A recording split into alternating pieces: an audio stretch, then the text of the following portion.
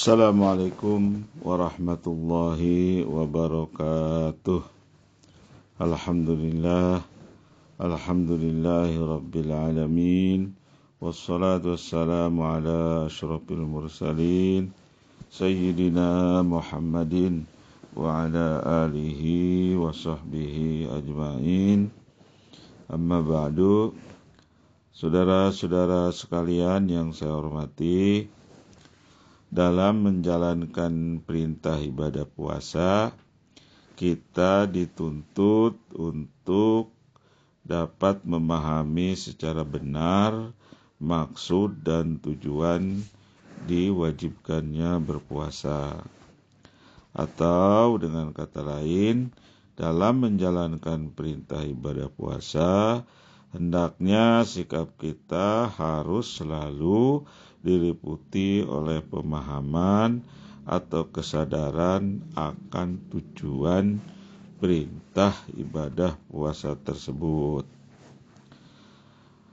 Mengapa yang demikian itu? Agar ibadah puasa dapat mencapai sasarannya, dapat mencapai tujuannya sesuai dengan yang direncanakan. Sebagaimana kita ketahui bersama, hakikat tujuan diperintahkannya ibadah puasa adalah seperti yang difirmankan Allah dalam Al-Quran, surat Al-Baqarah ayat 183. A'udzubillahi minasyaitonirrajim. Ya ayyuhalladzina amanu kutiba alaikumus shiyamu kama kutiba alal ladzina min qablikum la'allakum tattaqun.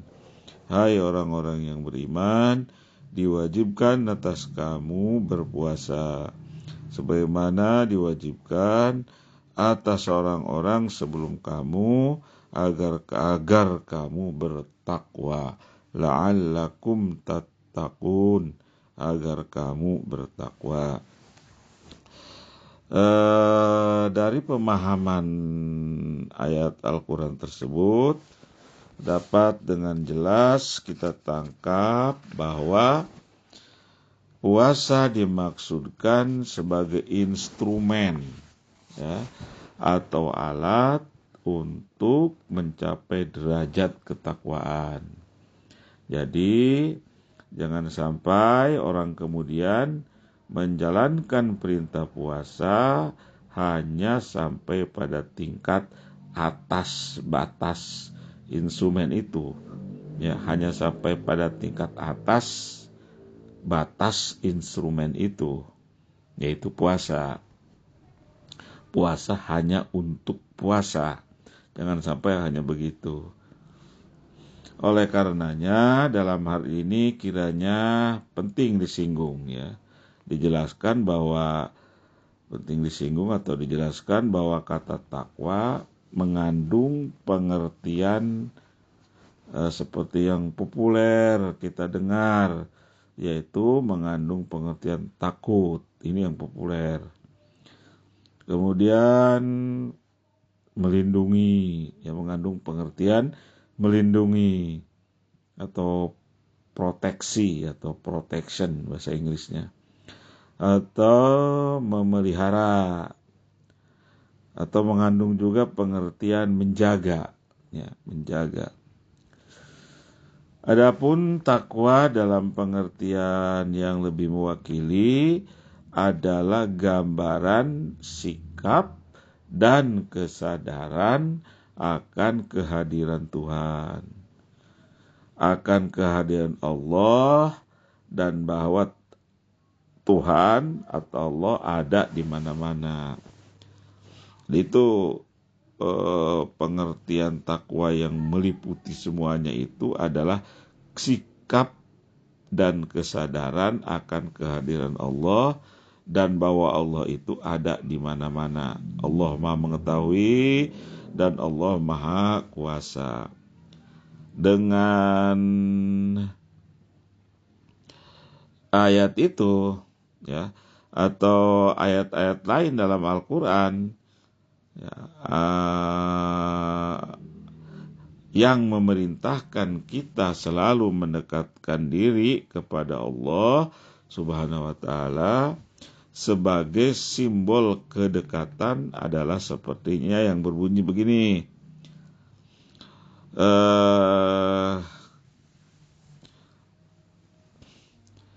Surat Al-Hadid ya, Surat Al-Hadid ayat 4. Surat Al-Hadid ayat 4. Dia bersama-sama kamu di mana saja kamu berada. Kan itu ya, dia bersama-sama kamu di mana saja kamu berada. Huwa ma'akum ainama kuntum. Gitu ya. Al-Hadid ayat 4. Berkaitan dengan amalan ibadah puasa sering dikutip ya oleh para ulama sebuah hadis qudsi ya, yang berbunyi as-saumu li wa ana ajiu bihi.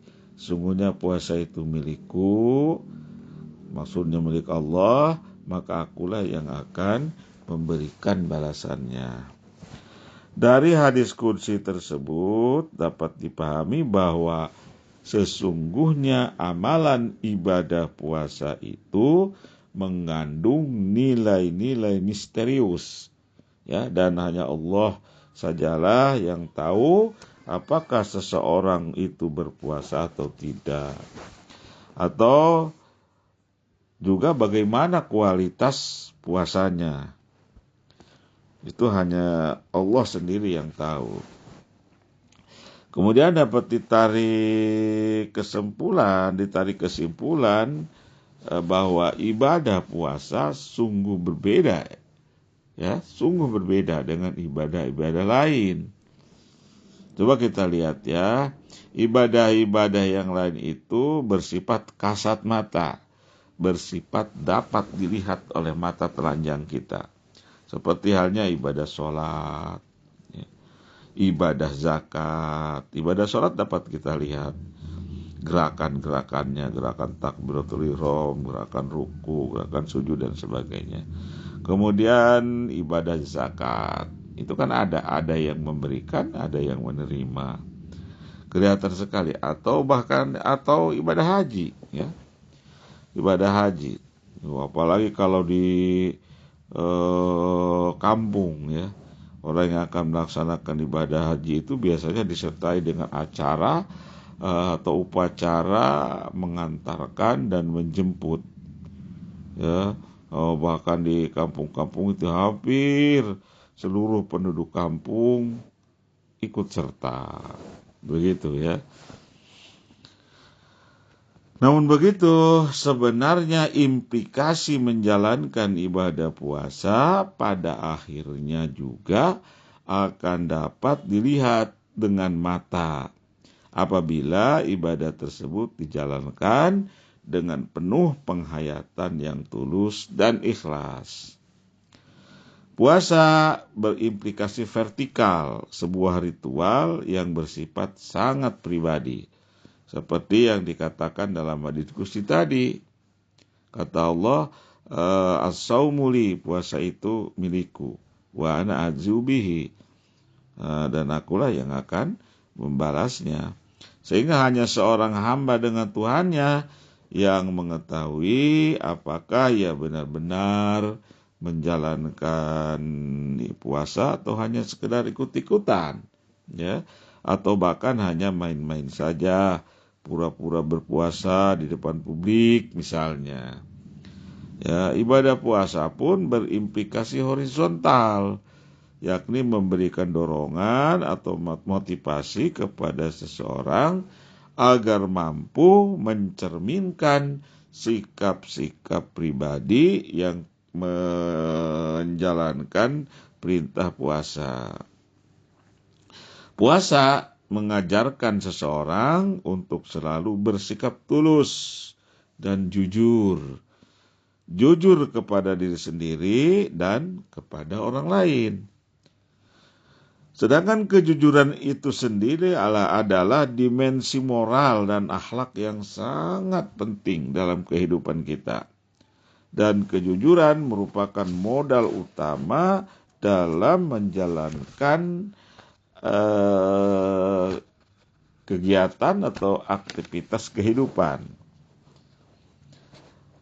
Adapun kebalikan kejujuran adalah berdusta atau berbohong. Kejujuran kebalikannya adalah kebohongan. Berbohong adalah seperti yang diilustrasikan Kangjeng Rasul, ialah sikap tak moral dan berakhlak. Berbohong itu adalah sikap yang tak bermoral dan berakhlak.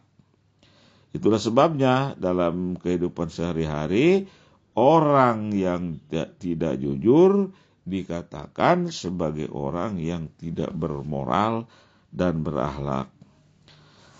Menarik sekali ada sebuah hadis Rasulullah Shallallahu Alaihi Wasallam yang sering kita dengar mengingatkan bahwa sesungguhnya bohong atau dusta adalah titik tolak atau pangkal seluruh perbuatan dosa. Seperti dalam hadis dikatakan, pangkal segala dosa adalah dusta. Saudara-saudara sekalian, dalam kehidupan sehari-hari,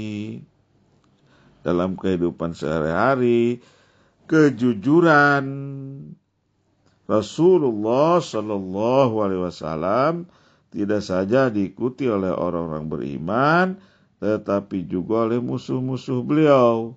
Ya, dalam kehidupan sehari-hari kita dapat melihat kejujuran Kanjeng Rasulullah Shallallahu Alaihi Wasallam itu adalah perwujudan sikap takwa dan akhlak karimah atau budi luhur.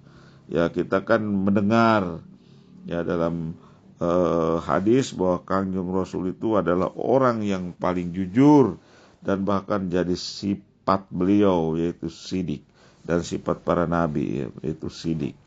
Sidik itu artinya kan jujur. Itu adalah sikap takwa dan akhlak karimah atau budi pekerti luhur. Rasulullah SAW sendiri sebagai contoh ya dan teladan orang beriman. Dengan kejujurannya dinyatakan sebagai pribadi yang bermoral dan berakhlak tinggi. Itu diakui oleh Al-Quran. Wa innaka la'ala khuluqin azim. Ya, Al-Qalam ayat 4. Kejujuran Rasulullah tidak saja diakui oleh orang-orang yang beriman, tetapi juga oleh musuh beliau, yakni kalangan orang-orang kafir Quraisy khususnya. Wallahu a'lam bishawab. Wallahul muwaffiq ila aqwamit thoriq. Wassalamualaikum warahmatullahi wabarakatuh.